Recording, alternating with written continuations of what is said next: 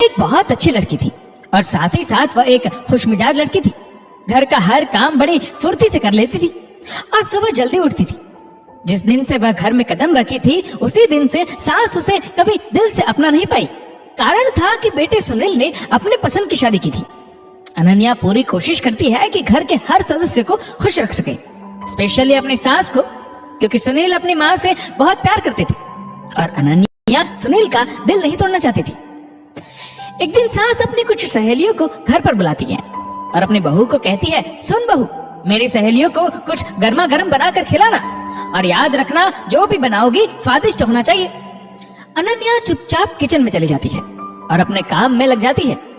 सहेलियों के आने पर अनन्या गर्मा गर्म नाश्ता बनाती है और उसे खाते ही सहेलियों के मुंह से अनन्या के लिए तारीफ निकल जाती है।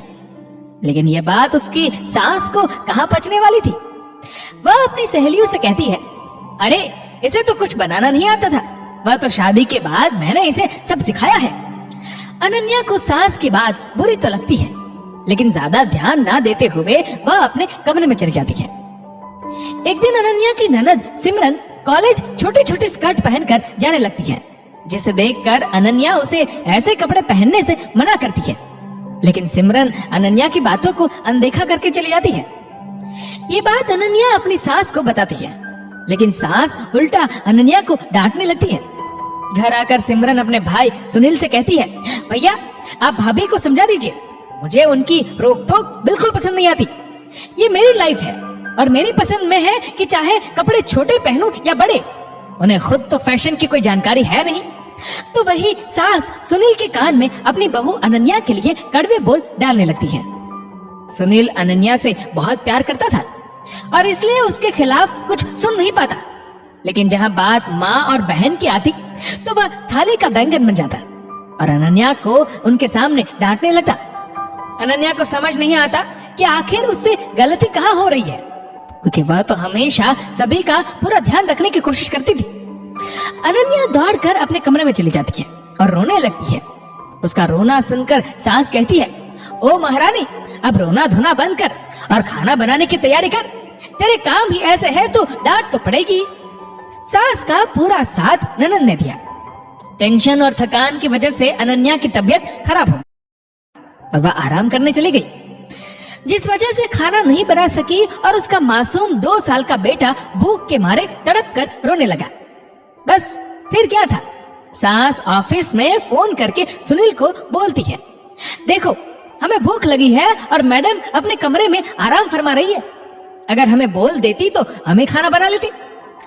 ऐसी बात सुनकर सुनील को गुस्सा आ जाता है और वो अनन्या को फोन करने लगता है, लेकिन वह तो बुखार से तप रही थी, इस वजह से वह फोन उठा पाने में सक्षम नहीं था। दूसरी तरफ अपने मासूम बेटे को भूख से तड़पते देखकर उसे रोना आ रहा था।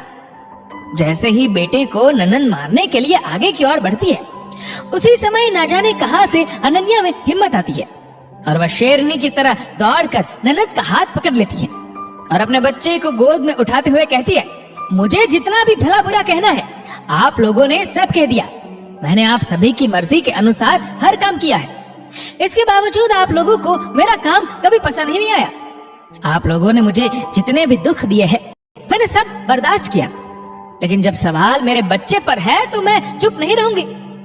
इस समय अनन्या अपनी सारी बीमारी और परेशानी को भूल चुकी थी और एक सुर में बोले जा रही थी।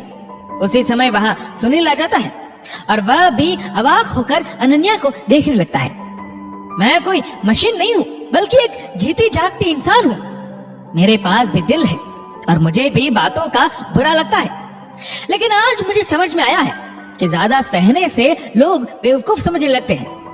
अब मैं बेवकूफी नहीं करूंगी, अपने बच्चे के लिए अपनी मर्जी से जीवन आगे बनाऊंगी। अनन्या की ऐसी बातें सुनकर घरवाले को अपनी गलती का एहसास होता है और वह शर्मिंदा होने लगते हैं। दोस्तों, ये गलती हमसे भी होती है कि जिस इंसान ने हमारे लिए खुद को समर्पित कर दिया हो, हम उसका दिल दुखा बैठते हैं और अपनी गलती का अंदाजा नहीं लगा पाते। अगर आपको हमारी ये कहानी पसंद आती है तो लाइक करें, कमेंट करें और सब्सक्राइब करना ना भूलें। धन्यवाद।